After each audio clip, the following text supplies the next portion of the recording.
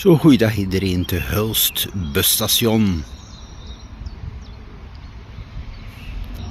Zo, vertrek van de bus 660 Vlissingen.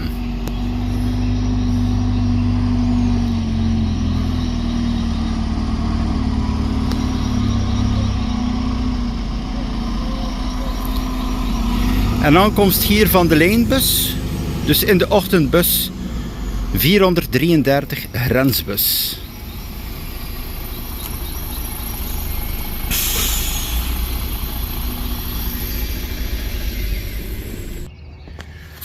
Dus de grensbus hier 433 vertrek 7:05 is op tijd.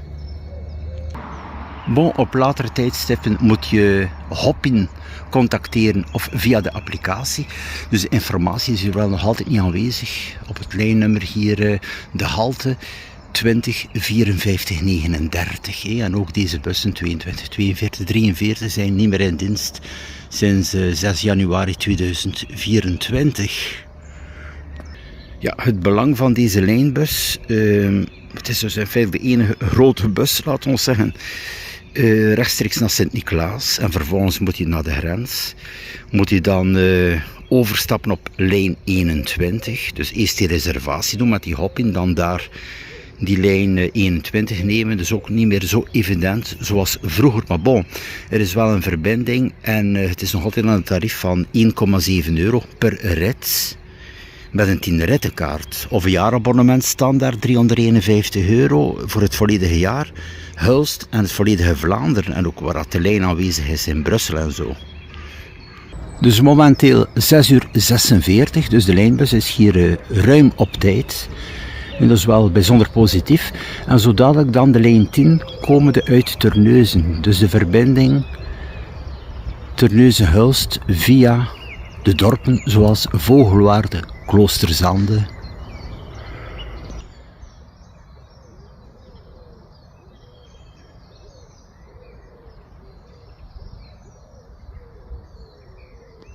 Dus hier aan Hulst busstation heb je natuurlijk ook wel een ruime fietsstalling.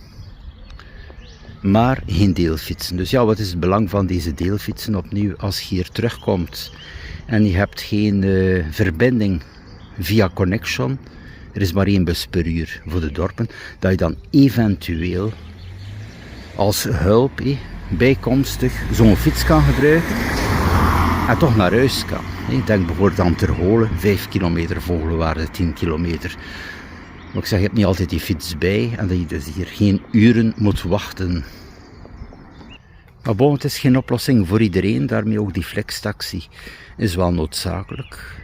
Maar dan ook wel in de functie binnen de 30 minuten. Momenteel voor een haltetaxi moet je 2 uur wachten, 2 uur vooraf reserveren. Dat mag enkel op de avond als er geen bus meer rijdt of uitzondering bepaalde locaties dat er eventueel geen bus aanwezig zou zijn. Maar bon, hier, stel je komt toe om 4 uur en er is dus geen bus van Connection naar huis, dan mag die haltetaxi maar pas komen om 7 uur, omdat er nog een bus is om 6 uur. Dus altijd het opvolgende uur van de bus. Dus je staat hier enkele uren volledig geblokkeerd, terwijl dat de afstand naar je woning vaak maar 10 minuten rijden is. Dat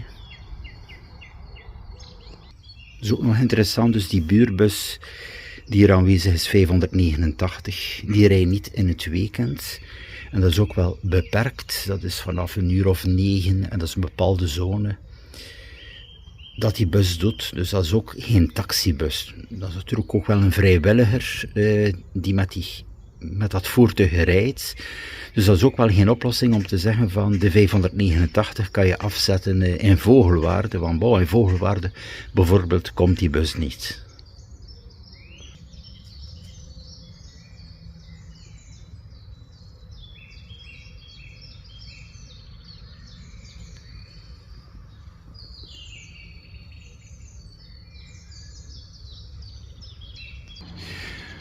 Zo, na 7 minuten de lijn 10. Nog even een interessante bezettingsgraad. Dus dat is deze dure bus dat men ja, 6 euro enkel betaald, van Vogelwaarde naar hier, dus ik kan je wel begrijpen. Als je er nog terug moet, je bent 12 euro kwijt. Hè. Dat is dan nog met een OV-chipkaart, of de formule van 140 euro per maand met Zeeland Voordeel is veel te duur. Zo de aanduiding op de bus, 433 Sint-Niklaas, 6 uur 54, dus vertrek over, ja, minder dan 10 minuten. Je ziet ook opnieuw, er komen wagens toe, dus mensen worden vaak afgezet met de wagen hier. En dus niet de functie van, men neemt de connectionbus en men stapt over op de lijn. Ook omwille van ja, het tarief opnieuw. Ik zeg, wie kan dat gaan betalen? Iedere keer 12 euro per dag. Of dat dure abonnement. Het zou wel een goede zaak zijn op de eerste plaats dat men het abonnementtarief verandert naar bijvoorbeeld iets redelijk van 29 euro per maand. En daar is de lijn 10. Zo aankomst van de lijn 10 hier.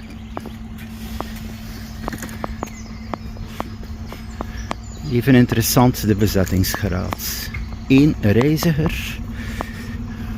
Nog iemand. 2. Zo 2.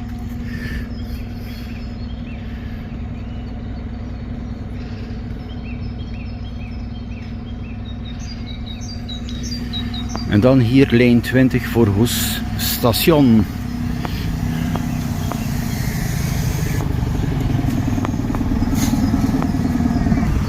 Dus lijn 20 hier voor Goes station met 3 reizigers en de lijn 10 had dus 2 passagiers. Maar ik zeg het opnieuw, het tarief is veel te duur en opnieuw de functie van ja, ouders zetten hun kinderen af aan de lijnbus op hun route, oftewel kom je met de fiets.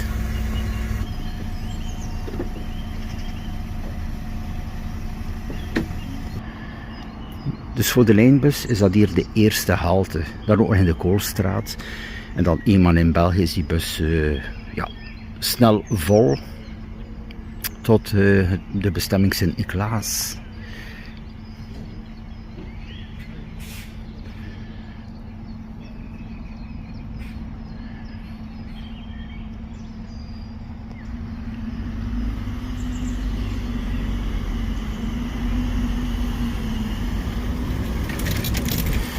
Vlissingen 660 volledig leeg en dan hier lijn 10 terug met bestemming Terneuzen.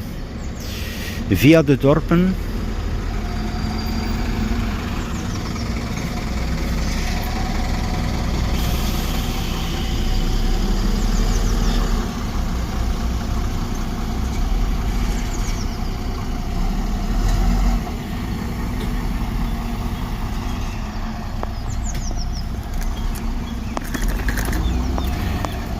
Zo terug 2 passagiers.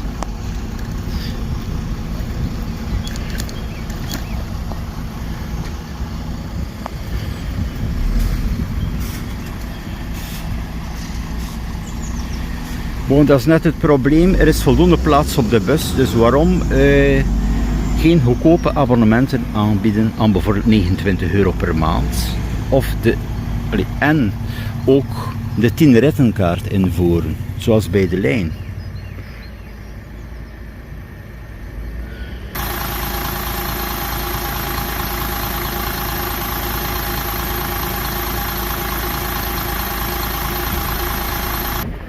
Zo, ik nader hier de halte Koolstraat, is ook op de route van de lijn.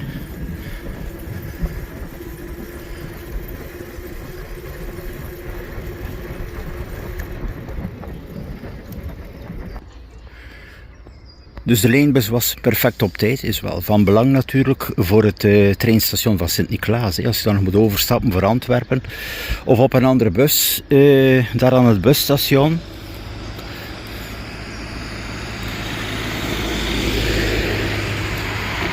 Dus we hebben hier wat Connection betreft op de eerste plaats betaalbaar openbaar vervoer nodig. In de vorm van een 10-rittenkaart of een betaalbaar abonnement. Dan wat de provincie belooft van deelfietsen, ja, dat kan helpen voor bepaalde situaties. Maar dan ook ja, op gebied van deelauto's, ja, ik zie de functie toch van een deelauto niet in hier, maar moet ook wel realistisch zijn. Het deelauto kan niet toegepast worden in dergelijke situaties. Ik denk dat dat toch minder interessant is. Men zou beter gaan op betaalbaar openbaar vervoer, deelfietsen, flextaxis en eventueel dus ook een mogelijkheid dat Connection rijdt tot de grens. Want dat is namelijk het probleem hier. Die bussen gaan tot Hulst busstation, 5 kilometer van de Belgische grens. Waarom stoppen ze niet aan het grenspunt? Daar heb je nog meer lijnbussen. Dat is wel zo aan de andere kant van Zeeuws-Vlaanderen, de zone d'Avansluis. Daar rijden de bussen van de lijn. Dus de volledige route van Brugge tot Breskens en ook Connection gaat over de grens.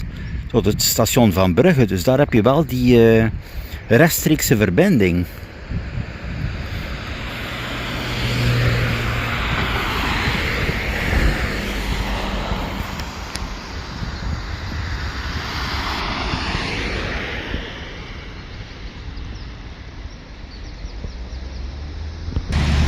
Zo even verder hier aan het rondpunt, nog even interessant, Sint-Niklaas 16 kilometer van Hulst, Antwerpen 35, het is allemaal wel dichtbij, Terneuzen 22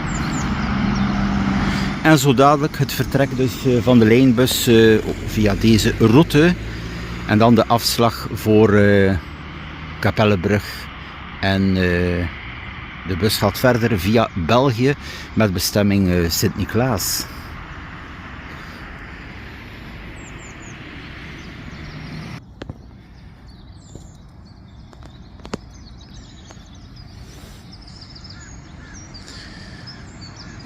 Zo, en daar gaat de lijnbus.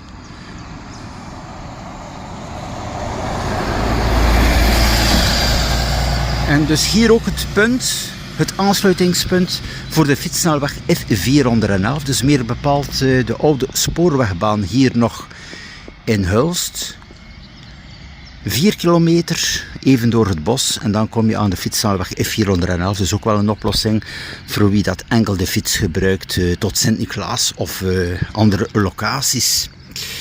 Zo, beste mensen, einde van deze reportage. Dus nog even, nu was het interessant, het openbaar vervoer. Dus het moet wel veranderen hier in Zeeuws-Vlaanderen. Dus het betaalbaar openbaar vervoer. Dat er 10 rittenkaart aanwezig is. Dat er ook een mogelijkheid is tot een aanvaardbaar abonnement. Er is maar 1 bus per uur, lijn 10. Die bus is er niet na 18 uur. Moet je dan nog taxikosten betalen, haltetaxi, idem in het weekend. Dus het moet hier wel dringend veranderen.